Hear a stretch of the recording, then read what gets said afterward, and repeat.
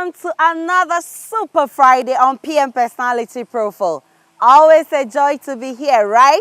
My guest tonight, she's a singer, a songwriter, a nurse, and a fashion designer.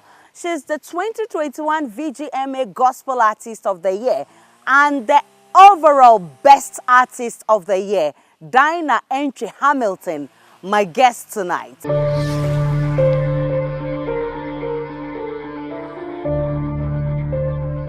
Hi, Aisha. So the essence of my praise is centered on your grace. Adom, Wadom. Congratulations. Thank you. I wasn't surprised though, because you know a lot of people love what you do and they love your song. How does that make you feel?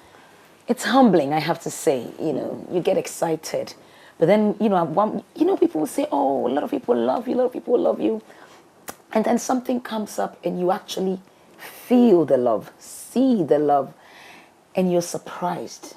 You know, beautifully, excitingly surprised. And I think that's what's happened over the past few days. So Yes. how long have you been working for this? How long have I been working for this? Was I ever working for this? I was just working, following my passion, doing what I loved. Aisha, this is something I absolutely love to do. Okay. And that's what I've been doing since I was about 14 years. Okay. And so I've been doing it. Singing, started off with backing vocals, and then went solo after I got married, and after 5 albums, working on the 6th, couple of singles here and there, voila, we're here. Oh, so on that night, Yes. when Kiddy was going up and down, and he was like, "I'll be back, I'll be back." How were you feeling? Were you jittery? No, I wasn't. Well, I was also going up and down, wasn't I? But you weren't telling us that you would be telling you I coming was back, going to be coming but back. in your mind, In you my knew you were mind, going to come back. I was excited. I am somebody who likes to enjoy the now, knowing it might not come back. I might not live that. You know, when I meet people who've been married and are worried they've not had kids, I say to them, listen, enjoy your single life now, because after your kids, it will never be the same. Definitely. You would, because now it's just you and your husband. Enjoy that time, because when the kids come in, it's never going to be you and your husband. And when they've left, you'll be too old to have them now. So enjoy it. So that's me. When I picked up gospel music, it was, I think, about 3 years ago when I picked up Gospel Artist of the Year. People were like, "Oh, your speech was so long." I was like, "Mamindo bias and maybe more." So you live like there's I never live tomorrow. like this. Yes, you know, we plan for tomorrow. We look forward to a great time. But I never want to look back and say, I wish I should have done that. I wish I could have done this. No, because of that, I try to give my all. And I think that's what's reflected in my song. For every song I'm doing it as though it's my last. As though, somebody very important. Somebody's going to be seriously blessed by it. That's what I do. Wow. We appreciate what you do. And how many of the awards did you win this year? 4. Okay. 4. Gospel song, gospel artist, most popular song, and then overall artist. Of course, most popular, because I see even kids I know. on social media doing your song, and it's amazing. But in March this year, you also won an award from the 3 Music Yes, Awards. I think I picked What's up that? most streamed female act of the year, and then I got gospel song, gospel And I think most artist, influential. And then also I picked up vocal performance on the song Adom.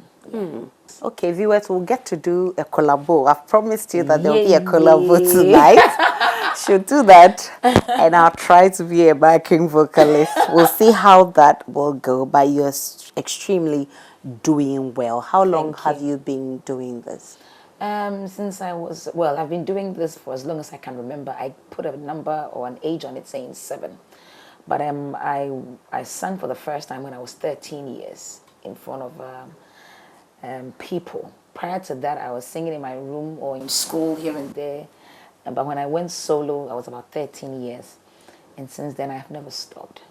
Okay. It was stopped. And of course, the sky is just the beginning for Thank you. you. You said Thank you you. started around 13 years, 13, and yeah. it's been your passion. Yes. I know you're a church girl, and you grew up in the Church of Pentecost. Yep. Tell me how you started noticing that, okay, now I think I can go out there. I mean, I'm sure you started singing in the church. At what point did you realize that I can now go out because I think I have what it takes? I've actually not even put these together, but now that I think about it, I started, like you said, I sang first in my church. Dr. Wyatt, that's behind the Malata Market. That was my local church. Okay. That was where I first sang. And then my Sunday school teachers realized I was good, so they gave me a platform in the church.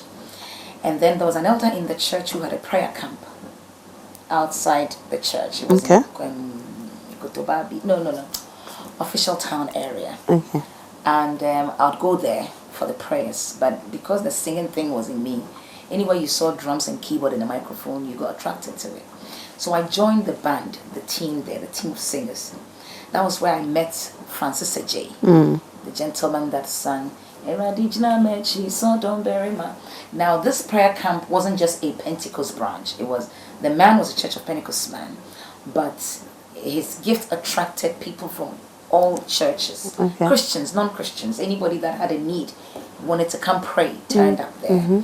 And so that was one of the first places I had to sing that wasn't in the church per se. Then I met Francis J, who was singing not just within the church, but to Ghanaians.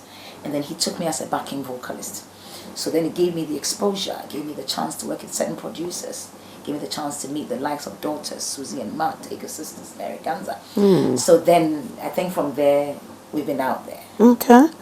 And how many songs do you have to your credit? Songs? Ooh, I can't tell how many songs I have. It's a lot. I have 5 albums. Okay. An average of 8 songs on each album. And I'm working on my 6th. I've released a couple of them. We're still working. So the number of songs is there. It go hard. Do we get to have a feel of the one that is coming up? And, You give us one line, we can it was so funny. Adum was one of the songs that I never released a video teaser. Okay. I never released a video teaser of Adum. I just released a flyer. And the next thing people saw was the full video, the full song. And they It jumped. just hit us. Yes. Wow. So maybe I'm learning a lesson. Maybe I will. Maybe I won't. We'll see. But tell me, which other songs won you awards that night apart from the Adom? It was just Adum. Wow. It was Adum because Adum was the song that was within that calendar year I had released. I had actually done Nyansabwakwa, your favorite. I done Nyansabwakwa that year. And so for the Artiste of the Year, it was a collection of things I had done in the year. Artiste of the Year is not just a song, it's what you've done. Okay. But if we're talking songs I've done in the year, I did Nyansabwakwa. I did a lot of spontaneous worship song that I put out. I released Wasem Live in the year under review. Okay. So we did a lot of things in the year. But the song that was nominated for Gospel Song was Adom. And most popular song was also Adom. Okay, but the previous years, which of your songs Money won? Young God Gospel Song and God Gospel Artist, and Wasem God as Gospel Artist. Okay. Do you write your songs I yourself? write most of my songs. Okay. I write, and even songs that somebody would write for me, I would always co-write with that person. I would add my own. I would have to make it my own, and so I'll usually say co-written with someone. That's what I say. But Adom, for instance, my sister started it off. I joined, and then I added my bits as well. Okay. A song like Money Yo, I wrote it. Was Century Me, Huabeshe. Yeah, we did them. Yeah. Century.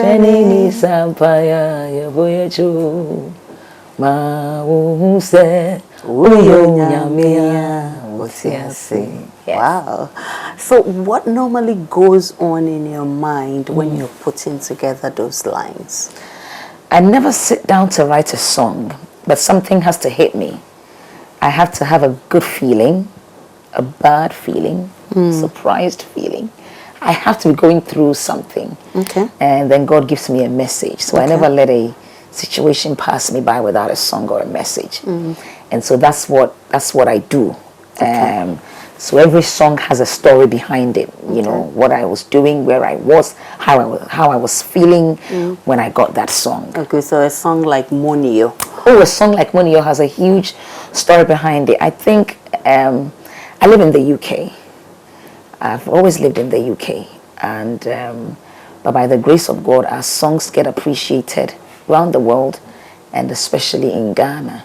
I did Ostrobekasa when I was in the UK, in Siwi, a work in progress, and everything was going well. Okay. And for me, every year I'll ask God what He wants me to say, or what He wanted me to tell His people. And so one of those times when I was driving, I know exactly where I was. And I was just recounting what God had done, you know, how I've gotten where I am. And one of my greatest fears is complacency in life. What keeps me awake at night is to feel complacent, or to think I've arrived, or to think I'm all that, or, you know, those things are. And so I was kind of talking to God, you know, so I know where I'm coming from and appreciate where God has brought me. So that was the genesis of the song Moniyo. Okay. Then after I've written the first part, then life hits me. You know, life did hit me in a very strong way. And I almost got crossed with God. I think I did get crossed with God. And whilst I was grieving and going through all that, then I got the second verse. You thought God had left you? I know, yeah. I was kind of a deal. A deal. I was like, if we're not going to finish it, why start? You know, that was my question to Him. I had a set of twins miraculously.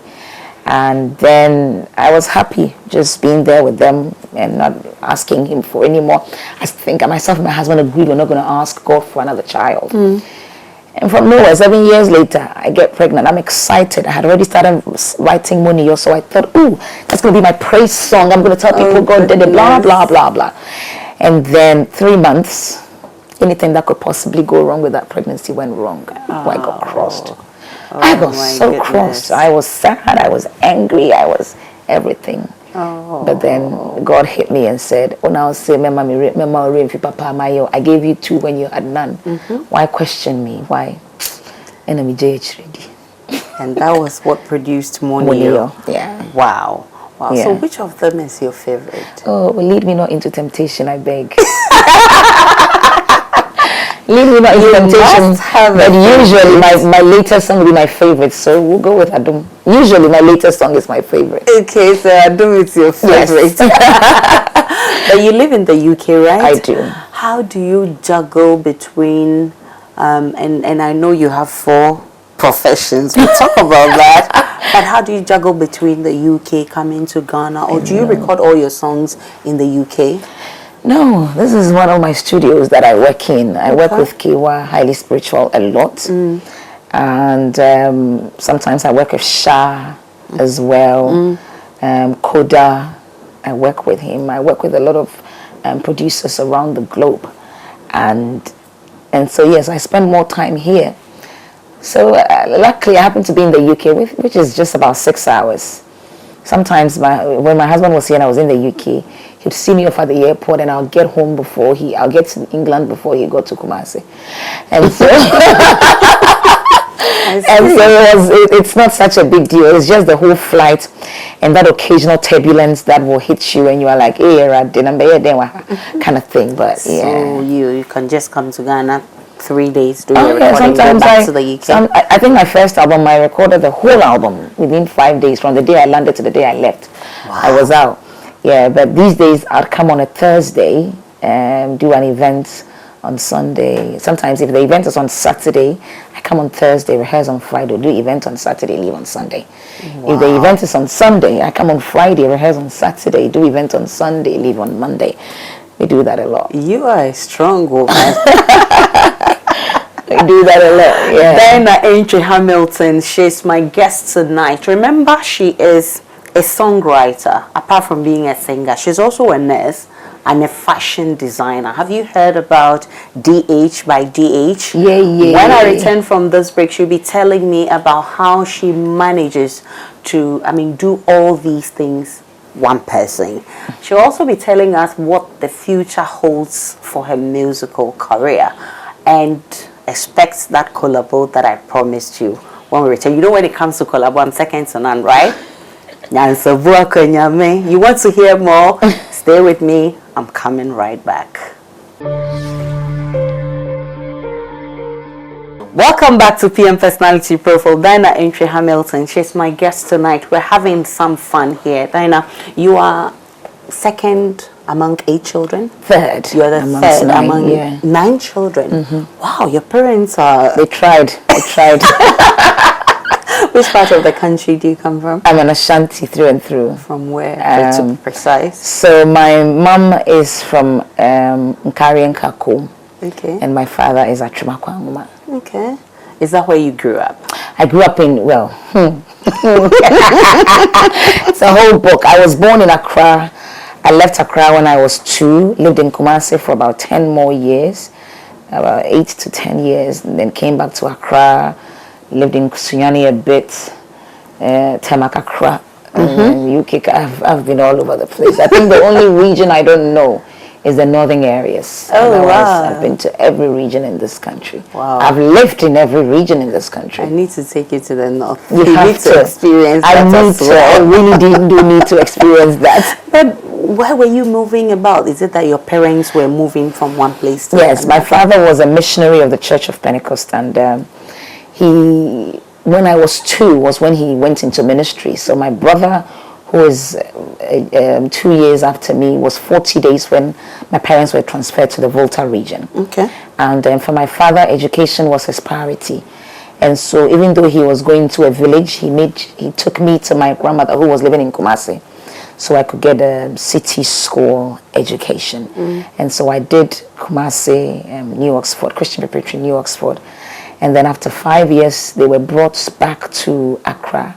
But I was living with my grandmother, whom I was named after. Okay. And she wouldn't release me. And that is? Diana. Diana. Yes. Do you have an Ashanti name? Oh, yes. Okay, so I'll tell you this. My father named me after his mother, whose name is Amponsan. Okay. Anyway, so I think my dad loved the name Rebecca. And so he named me Rebecca Mami Amponsan Entry. Okay. So I have a birth certificate which has Rebecca on it. So ask me why I'm called Diana. Tell me about it. My grandmother is a very strong-willed person, so strong that she literally chose all the wives for her sons. She's a strong woman. But she was prayerful. Okay. And so they believed in her prayers. Okay. And she knew which strings to pull. Okay. When she goes, and when she pulls them, I know her. And I just have to listen to her. Anyway, so when my father brought, I said at 2 years I was brought to her. So I started school with her. Okay. So when she took me to school and they asked her, Onana, your friend is saying, I say, your friend is Diana. Oh! Where was she when your father was naming you Rebecca? I bet she was like, what did not to me? I'm finding how. Okay. So that's how come. So my Diana came when I was 2 years. I agree with her.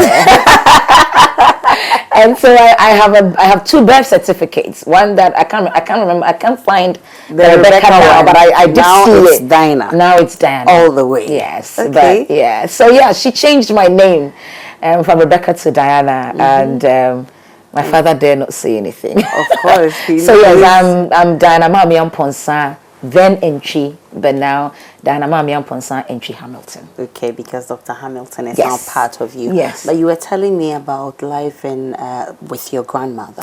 Oh yes, life with my grandmother. So my father brought me to her when I was 2, and then stayed in Volta region for 5 years, came to Accra. What was she doing? Ashanti doing in Volta region? Ministry. He was a pastor of the church, and his first station was in Kwame Krom in the Volta region. Okay. And then when he stayed there for 5 years, came down to Accra, My grandmother would still not release me, so I was still with my grandmother for some time. Then I think I spent until she died, and then she released me, but I had to go back to my parents. Okay. And then I stayed with them for a bit, and then they were transferred to Sierra Leone. So I was made to live with another family for about... My parents stayed there for 60 years. 6 years. I think I lived with this family for about 2 or 3, and then I was taken back to my auntie. So I've lived with different people, also just so I could get good education. So this family, I lived with them because their children were in Morning Star, and Morning Star, I needed a ride every day to go, so the man could take me to school. Okay. So yeah, that was life. I lived with my parents, did Morning Star, went to do Ghana National College, did nursing training in Komfo Anokye, practiced nursing a bit, moved to the UK. Singing was all along going on, and then we're here. We're here. Interesting growing up, but tell me how the experience was like. I mean, you say you're a church girl, Krifi, right? Never anything.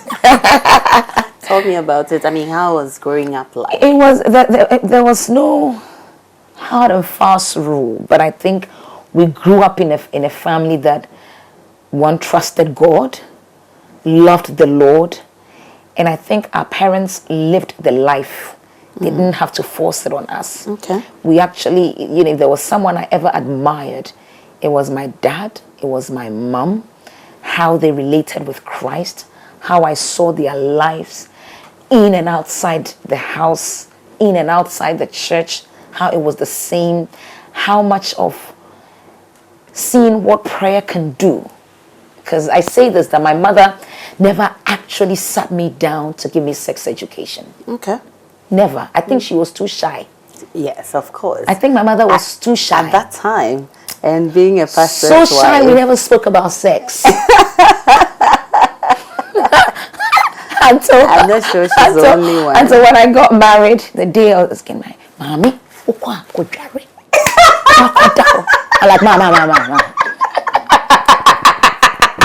Goodness. Don't even start. That was the time I was she like, was it's too coming late. to Oh yeah, that day I got married. I'm like, oi, I'm a nurse. It's okay. Okay. Wow. But no, we didn't do anything bad. So I'm like, the Jesus my mother gave us is the one that took care of us. Because, these days when you're talking to the kids, they know it all, and but we didn't know much. You better start talking to them, because yes, they'll go and find out somewhere. They'll go and find out somewhere. But my mother never did. They are calling for number fee. They did dinia coffee. Then she's not. But Jesus took care of you, right? Jesus did. But yeah, we just saw that, and then also we loved the things of God. We loved the church. We just, I can't begin to explain how life was like. So much so when my parents left us to go to Sierra Leone, as the children, we could lift up a worship, and our neighbors would hear us and come and join us. How many of you? All of us, 9. How many females? How many? 6 girls and 3 boys. So all of you were in Morning Star, and you stayed with so other families. yes, not all of us. When my dad left for Sierra Leone, he took my sister to my uncle in Koforidua to do Pentecost preparatory, and then I stayed with the Nti family to do Morning Star. My brother Sam lived with the Ntiris to do Morning Star, and then about 2 years later, Sierra Leone's education wasn't the best, so because they took the younger ones with them, but they eventually brought all of them down. Then they brought my auntie to come take care of all of us. So then my brother, did he join us? I think he joined us a bit later. My sister Eunice was in Holy Child then, and then we all came together again. So let's talk about Morning Star, Ghana National, then to nursing, and all of that. How was the experience like? Morning Star, I was in Bagon in the middle of a school that most people had their parents around. Mommy would come pick you up. Your dada B, your that. And I was none of those. Okay. And so I wouldn't say as a child it was the greatest experience. That's your as a child, because You know, people's parents brought them to school, met them, came with the best of food and all that. Until we pick up a cheat. But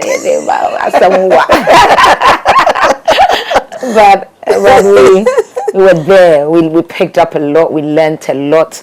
We made a lot of friends who are in positions that we are proud of to call them family. You enter every office and someone knows you. We met some great people. I'm still on great terms with Mrs. Kwachi and the teachers and everything.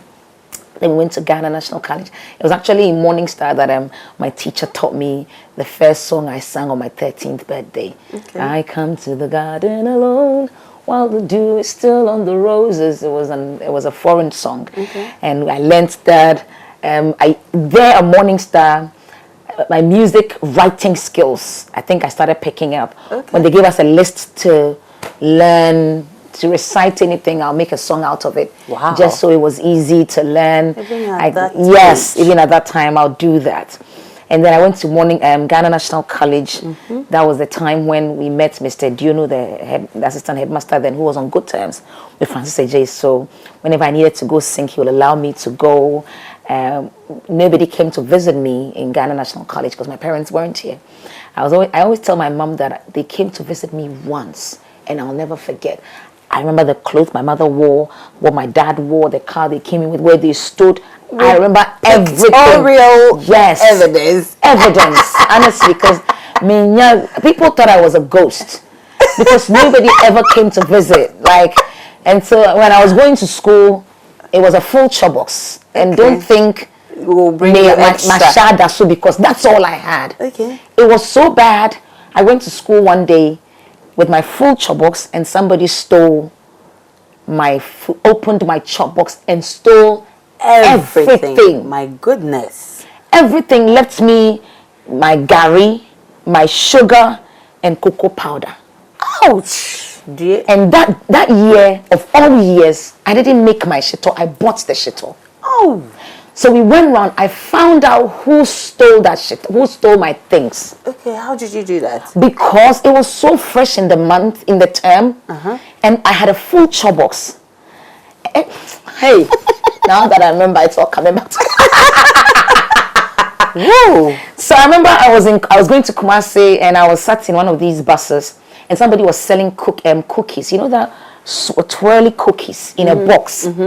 And the box had gone very bad. I think the biscuit had seen life, had its days. So the box was very old. But I wasn't minding the body, I was minding the engine. So I bought the biscuit at a cheaper price. Anyway, so these things were things I had in my chop box that I remember. Okay. And then there was the shito. Anyway, so when I found out my chop box had been broken into, the senior or the house prefect took me round. Luckily, the first room we entered, this girl was there. Okay. Her chop box all of a sudden was full. Huh? And we looked under her bed. She had shito in a bowl, not covered. When she stole the shito, she opened her shito, poured it into a bowl. Couldn't find somewhere else to put it because it was shito that I bought. And then I saw my biscuit that has seen life in her stuff. She said she brought all of it. Who? She said she brought all of it. Now that I'm thinking about it, I want to cry again. I can imagine that day. God. And there was this notion that when you ate gari, cocoa powder and sugar, you became anemic. I don't know what they meant by that, but that time I got so sick. So she definitely did not give you back. Oh no, she didn't. Goodness. She didn't. And nobody punished her? Nobody. Okay, How could you come to I'll school? Tell you what happened. Okay, tell me. I want to know. Getting to the end of the year, when we were finishing school, she had stolen people's things. She had stolen people's things. And then the second years and first years had left, and it was just us the third years. And I think this girl was going from room to room. This girl, not the one that stole my thing. Okay. And then she went into this girl's room upstairs. She had changed house. No, the other girl was in one house above us. Okay. And then she came down to our house and saw that her shoe, which had been lost from the beginning of the term was lying under this girl's bed. Oh, we beat her. Oh, hey. You took the opportunity. I used all my anemia to beat her. Oh my God, the whole school, because everybody found something she had stolen. My goodness. Yes, it was that bad. But not you, because she had eaten all yours. She had eaten all mine. Goodness me. So how did you cope? It was hard because I would eat gari soakings, not with milk, but with cocoa powder and sugar. Sad. For 3 months straight. Nobody was going to come visit me. And then I got sick, had anemia. They gave me all these blood replenishing, and I'm a horrible nurse who doesn't like medications. Anyway, so yes, that was my school days in Ghana National College. Were you a bad girl? No, I wasn't. No, I'll tell you why I wasn't. I had friends who were bad. Okay. I had friends who would run to club. There was a club in Cape Coast called Jet. Okay. I had heard of it. You know Jet. I had heard of Jet.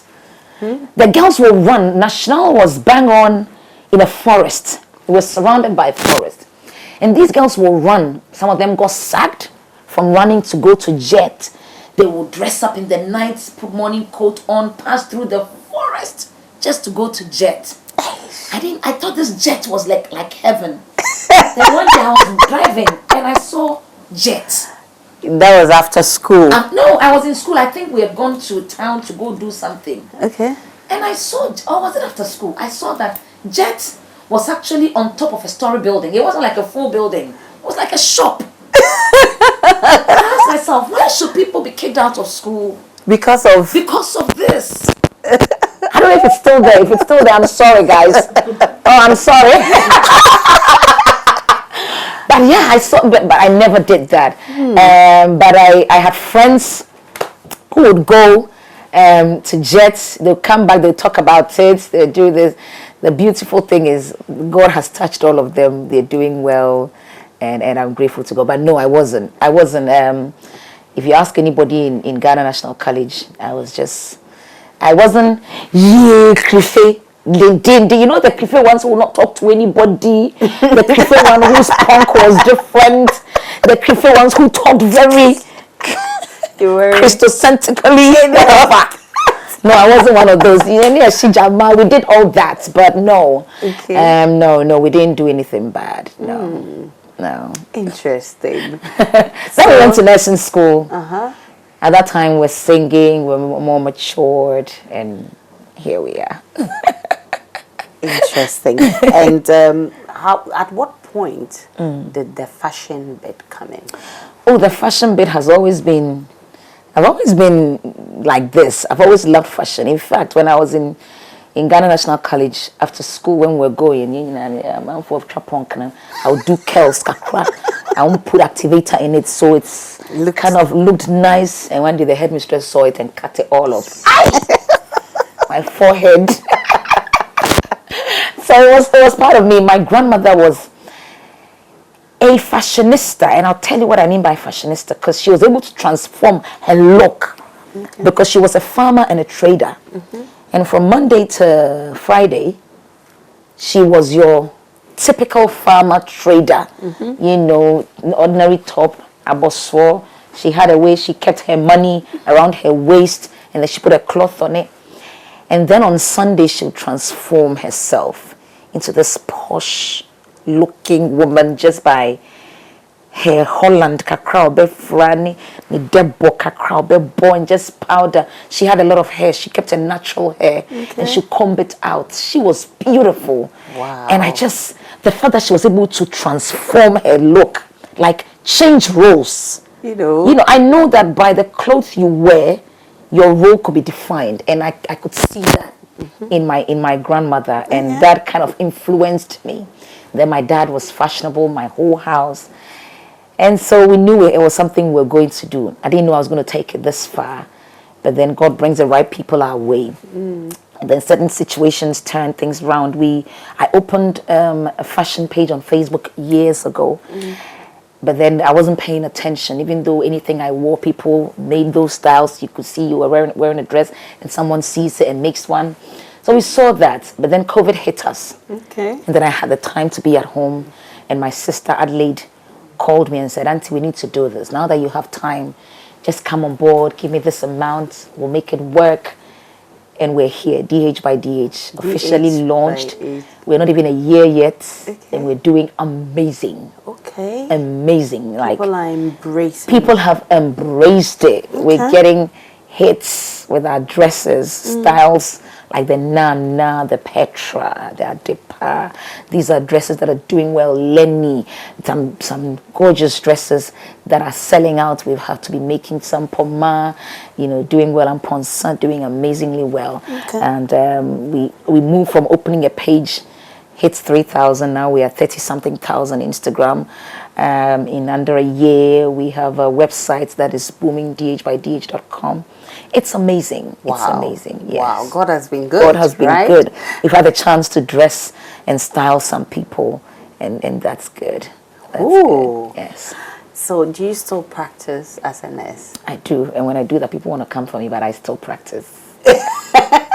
You still practice? I still practice, yes. In the UK, yes. Okay. I don't do much hours, but once in a while I'll go in and do a couple of hours. Oh, yeah. Wow. So let me pick your thought on this. I mean, the world is still struggling to overcome the COVID-19 pandemic. What do you think is accounting for medical negligence, and how do you propose we surmount this challenge?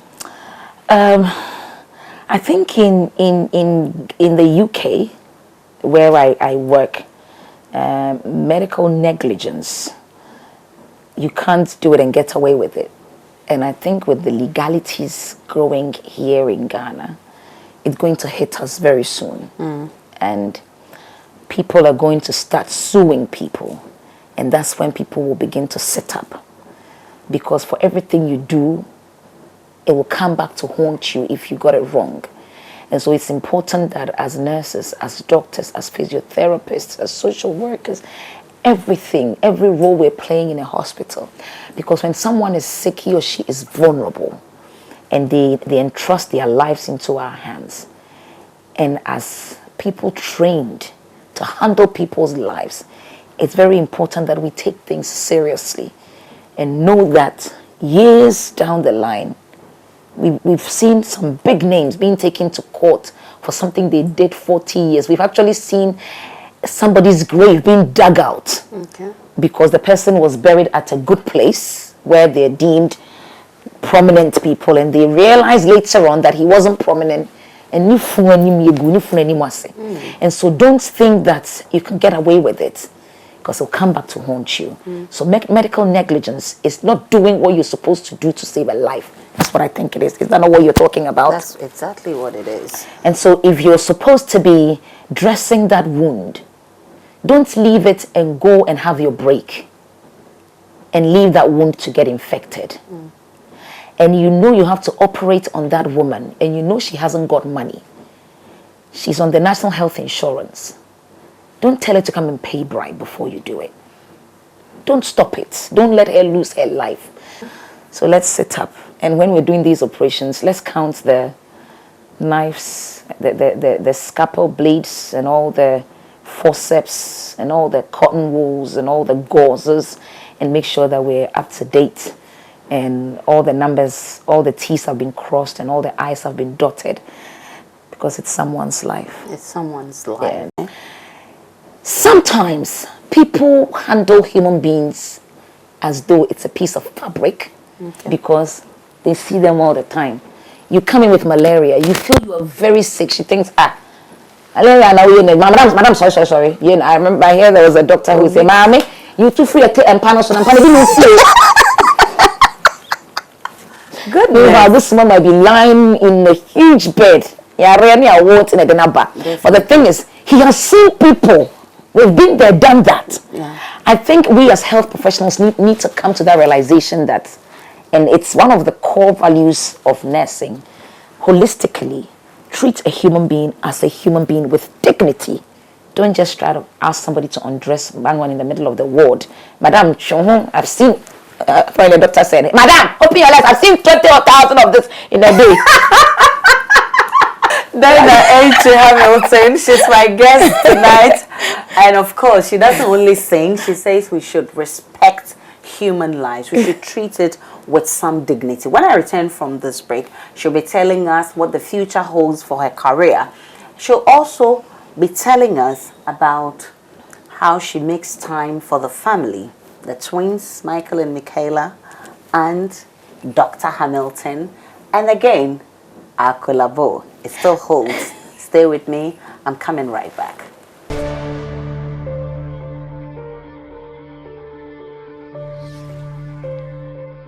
Welcome back to PM Personality Profile. My guest tonight, Diana Entry Hamilton. I'm glad to be with you. Let's go back to your musical career. You talked about a new project you're working on. Yes. Tell us a little about it. We'll let you know. Work in progress. Yes, gradually. How soon is it coming out? Soon. But certainly, I mean, there's been some ups and downs trying to get here. How has it been for you? How has the journey been for you? It hasn't been smooth, but I won't say it was unbearable. It hasn't been smooth. One, it was to do with my location, the fact that I live in the UK most of the times.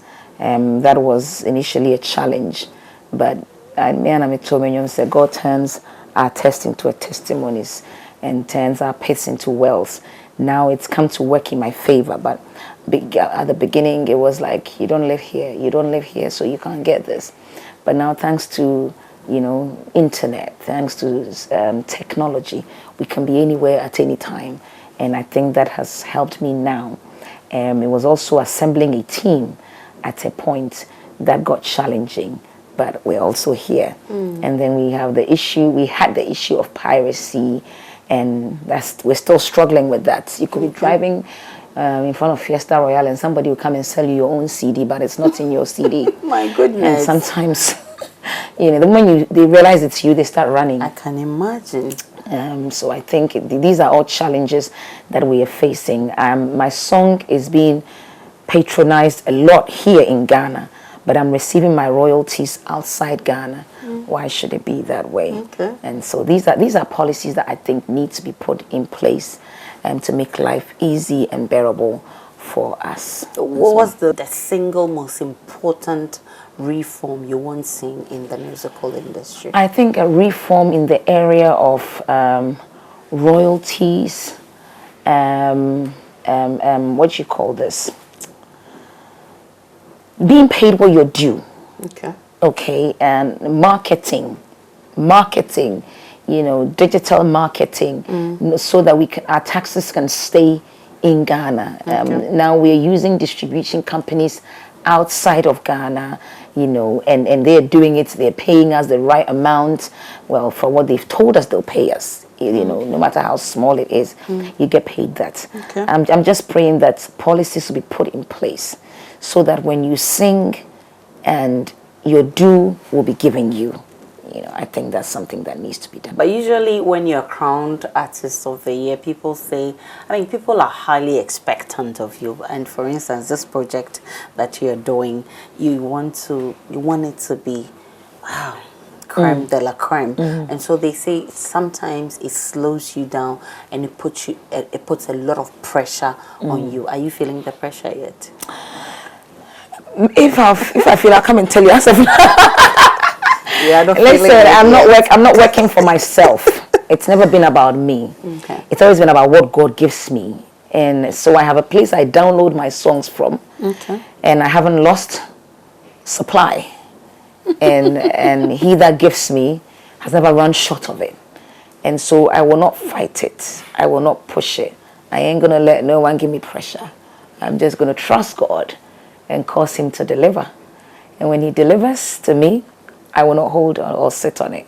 I'll just bring it and trust the hand of he who has sent me to do the work.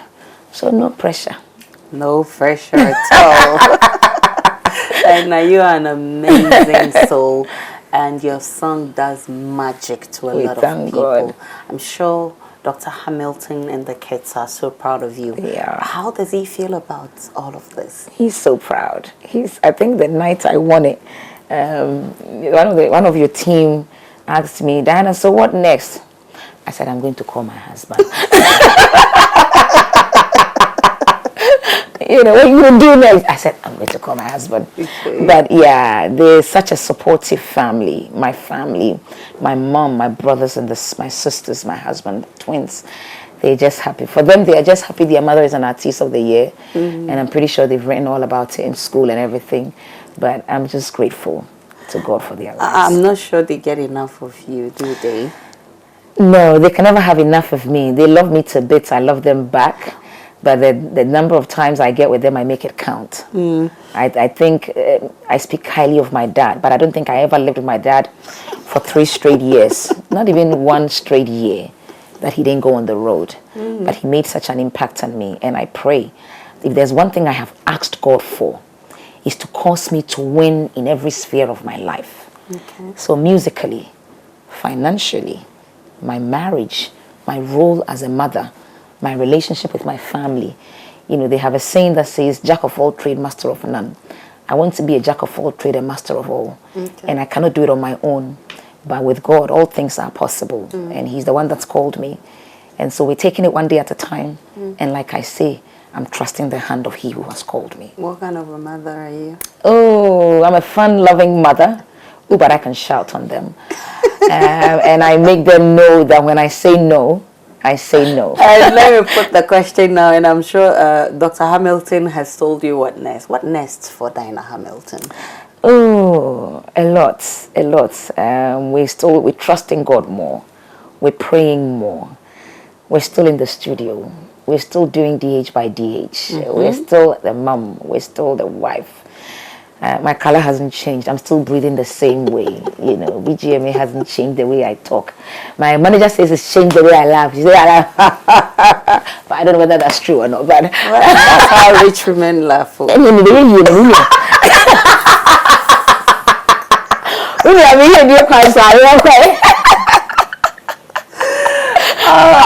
my goodness, thank you so much. Thank you.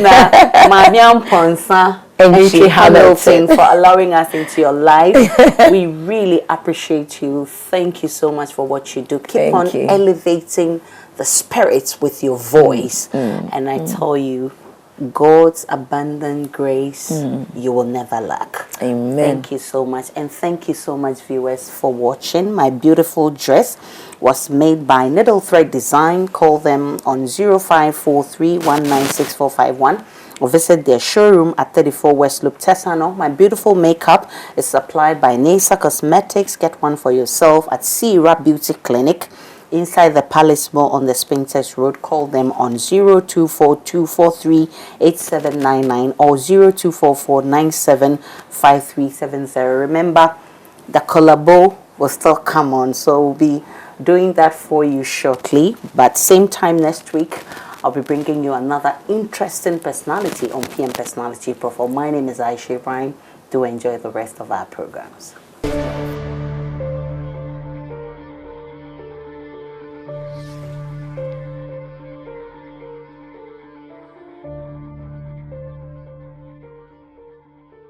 Now, which key do you love to sing in most? It depends. It depends on which key, which song we're doing. A song like Work in Progress, I think, was done in B. It's a B flat. Okay. But usually I do a C. Work in Progress, I later picked it up to a C on live shows. Okay. Nyamia Yebi, originally, I think it was a D.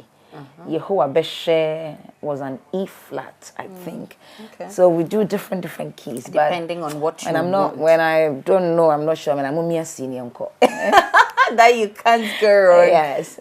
So which one are we going to sing in right now? I don't know, but we'll see. We'll figure it out. Yeah, that's what you're hearing. So maybe you can start with that. Nyansabwa kwenyame ohune chadye nene orinya yemuda nisem na yewo nyansabwa kwenyame ohune chadye nene orinya yemuda nisem na yewo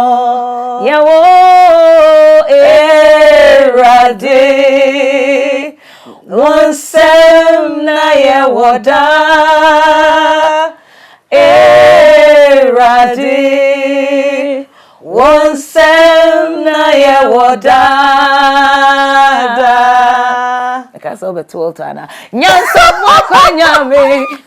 Oh, une chechna diena oyenene. Orinya ye muda. Nisem na ye wo. Kokromotia yesa wohobopwa enye. Nothing on earth takes you by surprise. That's it. Worinya ye muda. Nisem na ye wo. Ye wo.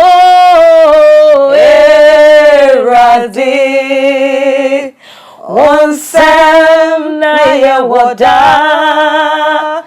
Eradi. Wonsem na ye wodada.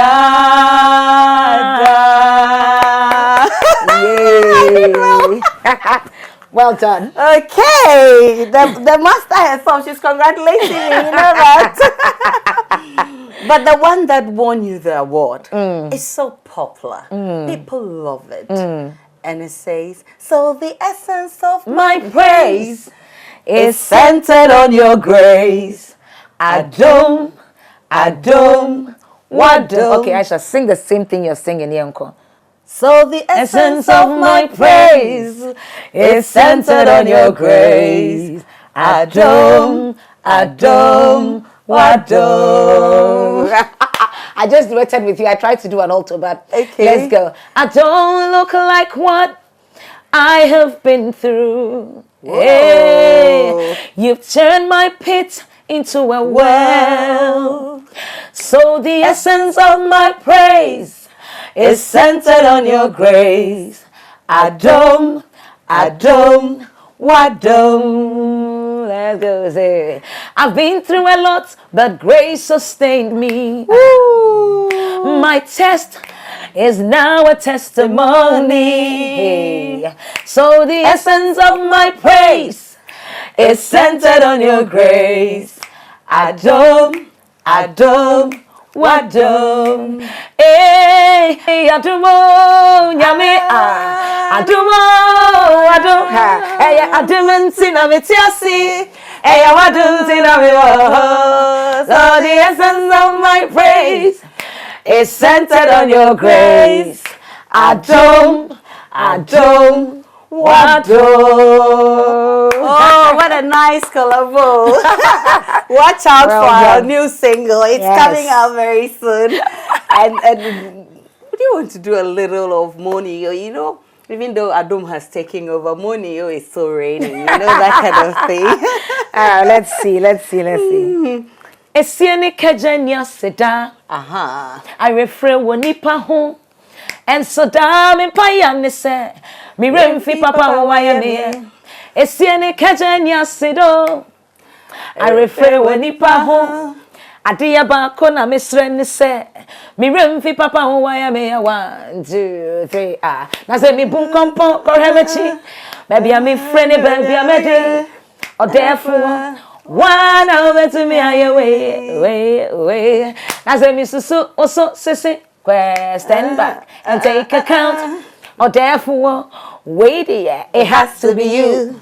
Hey, Monio. Adetrowe salute, yeah, Monio. Hey, Monio. Eja mi tuche, ma Monio. Monio. Adetrowe salute, yeah, Monio. Monio. Adetrowe salute, yeah, Monio.